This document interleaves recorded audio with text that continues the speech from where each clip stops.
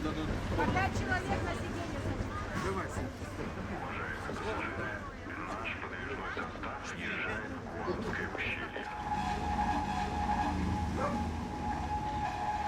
Узкоколейная железная дорога является одним из самых необычных объектов железнодорожного транспорта России.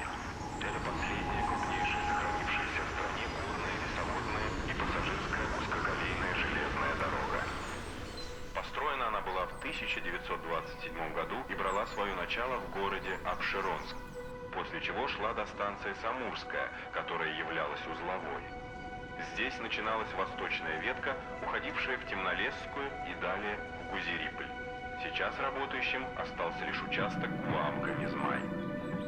Южная ветка шла до поселка Отдаленный и сейчас продолжает функционировать от начальной станции Черниговская.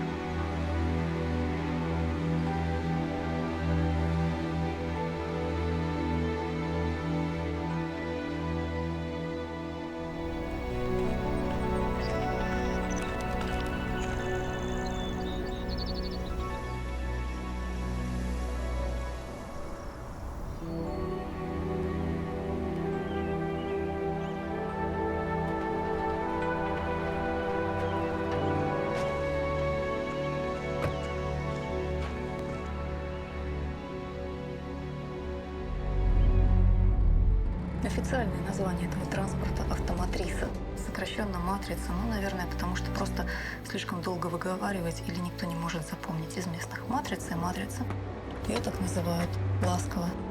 Утром смотрят в темноте на то, как приближаются ее фары, и говорят: «О, наша матрица идет. Как хорошо, что сегодня не сломалась».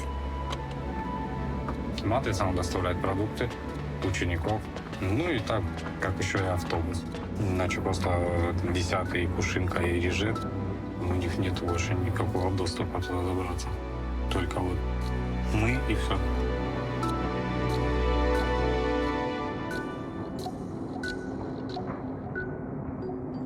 Ты едешь, смотришь, стоят толпа возле магазина, ждут. Они ж половина даже хлеб не едят. Они приходят, чтобы встретить матрицу, там, кто приехал, что привезли, что посмотреть, что там нового, что как. Люди даже записки передают, когда нет связи наверху. Побежал кто-то в магазин, сходил, принес там тебе 2 пакета, вот передашь тому, кто записку отдал. Вот так вот живем, на полном доверии.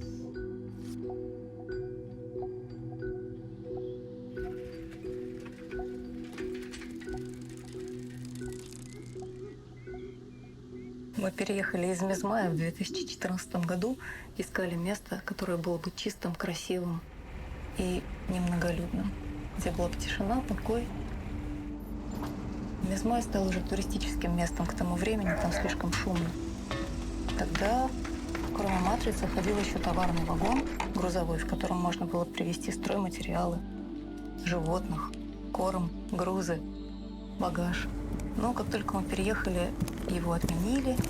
Сначала сделали 3 раза в неделю, потом 1 раз в неделю, потом убрали вообще и сказали, что больше не будет.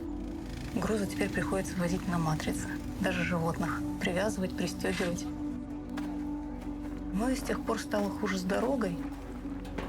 Если раньше сход это было что-то редкое, сейчас может ломаться матрица несколько раз в неделю.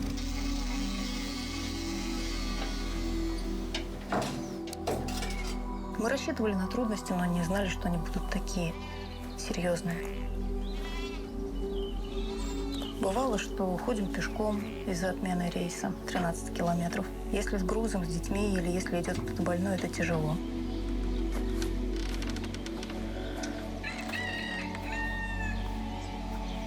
Тут много историй происходит каждый день, связанных с дорогой, когда дети, например, могут добраться в школу раз в неделю, а все остальные дни либо сход, либо опоздание, либо отмена рейса. Детям-то, в принципе, нормально. Они радуются, что редко попадают в школу.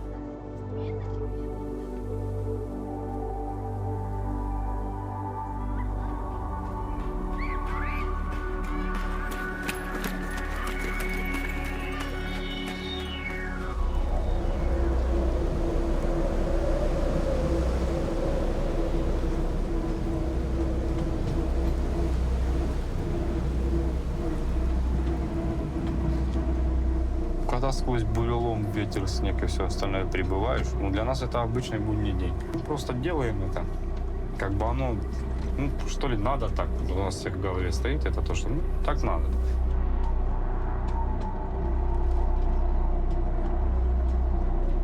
Раз ехал с поселка 10 и на Волчьих воротах упал камень большой. У меня тогда самый стажер был. Ну, как бы остановились, ну, мы впятером его убрали. Ну, еле-еле, но убрали, как бы, ну, продолжили движение, линия не была повреждена. Ну, и прибыли благополучно на станцию. Не просто так работать, что прям пришел, сел, поехал, все нормально. Здесь надо иметь нервы сталь. Внимательность, ну и, так сказать, ощущать машину, потому что иначе есть всякие погодные условия, то есть как снег, дождь, роса.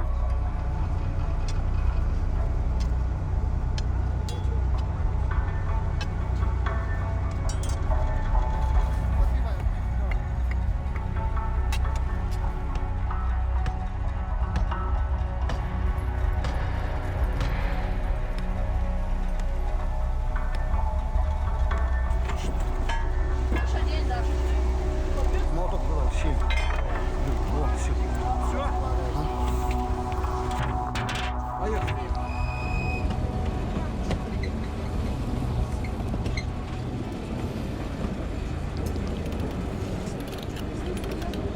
У нас были такие экземпляры, что приезжали, убегали, и никто про них больше ничего не слышал. На дорогу не хотели идти.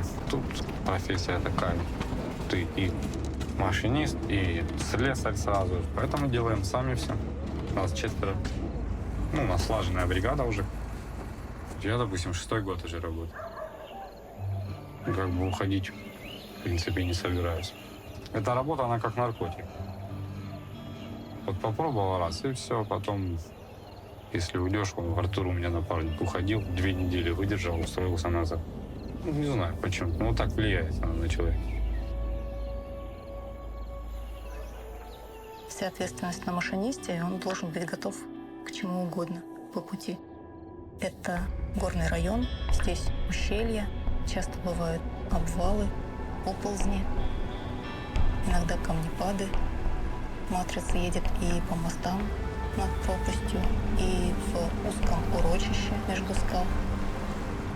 Так что возможно все что угодно, и ребята у нас опытные, готовые ко всему. Ребята, машинисты, они герои на самом деле, и самоотверженные. Если бы в России было побольше таких людей, мы бы жили по-другому. Кто-то хотел быть, допустим, пожарным, кто-то там летчиком, кто-то там космонавтом. А я думал, вот вырасту, что я буду делать. Ведь не было какой-то мечты кем-то стать. Я просто стал тем, кем я стал, и все. Вот сам захотел, вот я тут. Вот и все. Не знаю, может, теперь мои дети будут смотреть на меня и говорить, что вот папа вот здесь работает, вот такой хороший, вот столько людей его знают. Ну, я бы, честно говоря, не хотел, чтобы мой ребенок, допустим, стал машинистом там или там еще что-то. Но, опять же, это зависит от человека, как он видит себя в этом. Я, допустим, увидел себя тут.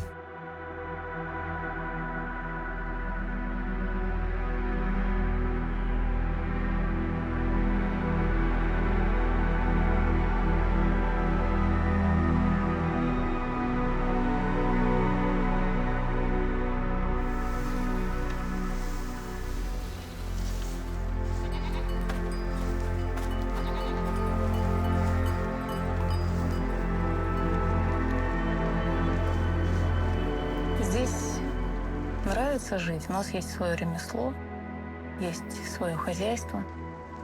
В принципе, все, что хотели, нашли. Не хочется жить автономно. Если так тяжело попадать в город, то лучше не выезжать никуда, а все иметь свое. Пусть немножко, но постоянно и рядом.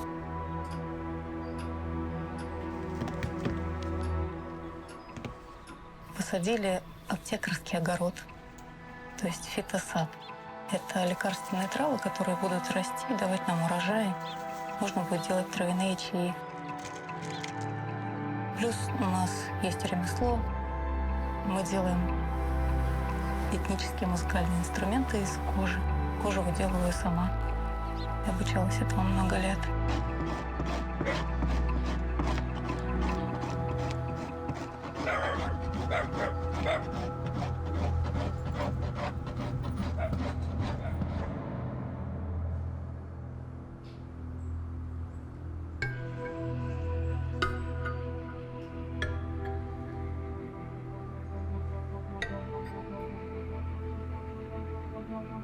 «20 лет назад я бы засмеялась в лицо тому, кто сказал бы, что я буду жить в деревне.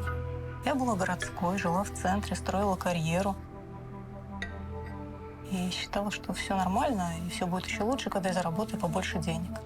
Но после того, как это продолжалось еще лет 10, и ничего не поменялось, только настроение было хуже и хуже, было ощущение, что бежишь на одном месте изо всех сил, чтобы остаться. И место это не особо нравится на самом деле. Ни город, ни работа, ни постоянные стрессы. Поэтому поняла, что всю жизнь так провести не хочу, и поехала в горы, в другой район России, за приключениями, за новой жизнью, за тем, чтобы узнать себя в новых условиях. Узнала. Всем не рекомендую. Это на любителя такая жизнь. Не каждый выдержит, и не каждому это будет по душе. У каждого свои ценности, свои потребности. Здесь живут люди, которым больше нужна свобода. Даже больше, чем деньги, больше, чем самовыражение, карьера. Таких мало, но это нормально.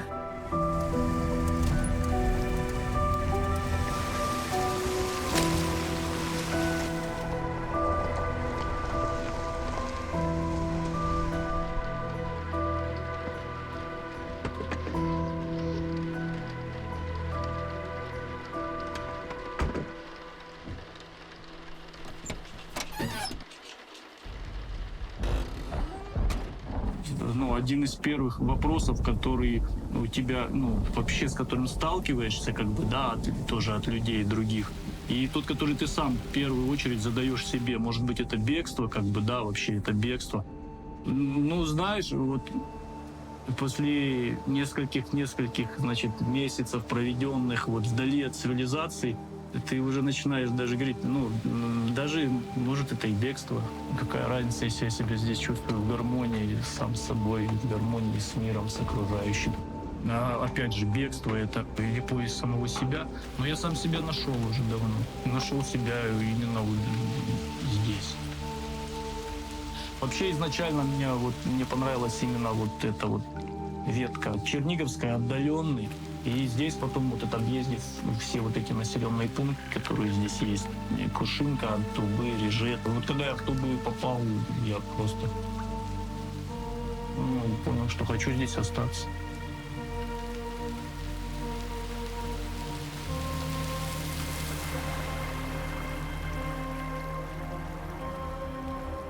Для чего ты ищешь этого какого-то счастья, ищешь какой-то истины где-то, а она внутри-то на самом деле, и ничего искать не надо. Мизмай — это, наверное, то самое место, которое именно в первый раз в жизни этот проблеск этого осознания у меня был.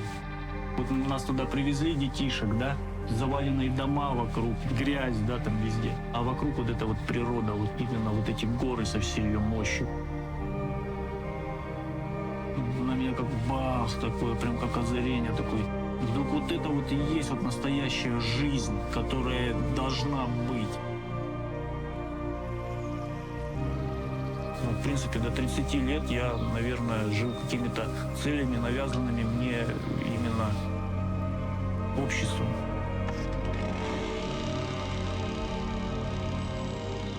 И человек на самом деле ко многому стремится, получить образование какое-то, либо жениться, детей. Не потому, что это его именно личные побуждения. Я не говорю, что плохо получить образование или плохо завести семью с детьми. Нет, это все хорошо. Но это все хорошо именно тогда, когда это твой именно путь, когда это твой выбор, когда ты это делаешь осознанно, это хочется твоей душе. Психологические оковы современного рабства гораздо страшнее оков стальных, которые были у древних рабов. Потому что они незаметные, потому что они очень крепко держат. Раньше раб, разорвав оковы, мечтал сразу убежать, да? Он мечтал разорвать эти оковы и убежать. А современный раб, он даже не осознает в большинстве случаев, что у него эти оковы в мозгу есть.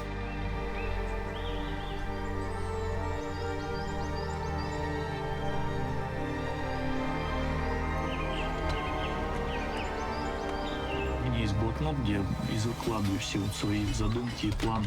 У меня есть целый проект «Выход из матрицы» называется.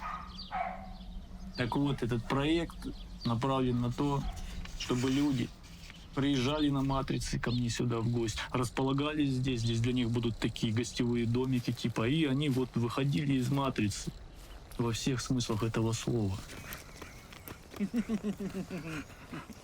Ты что? Ты что, дуреешь? Фу.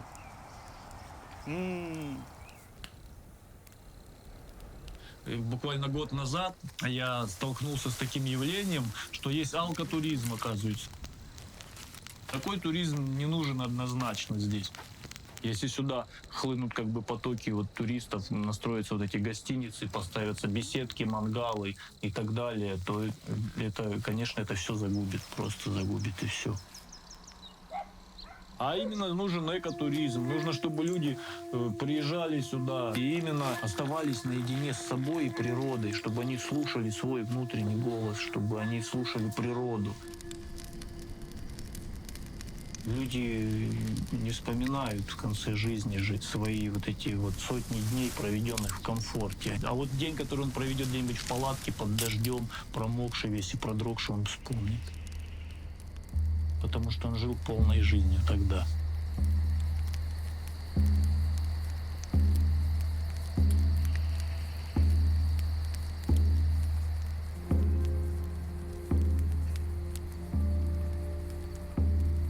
Я не знаю, куда поеду еще раз, если здесь будет шумно, грязно, много машин, много людей и орущая музыка. И теперь уже, наверное, только в тайгу.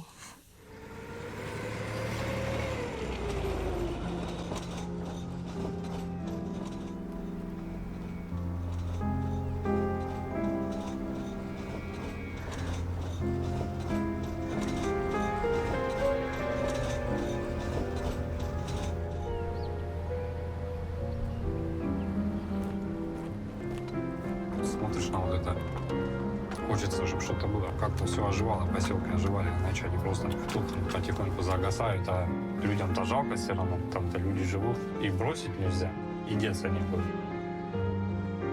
Ну, все местные, конечно, рассчитывают и надеются, что узкоколейка не умрет. Сама дорога им нравится, и они хотели бы, чтобы она сохранилась. Просто починили бы, сделали лучше и оставили не просто как достопримечательность, а как артерию жизни для поселков, где других дорог нет.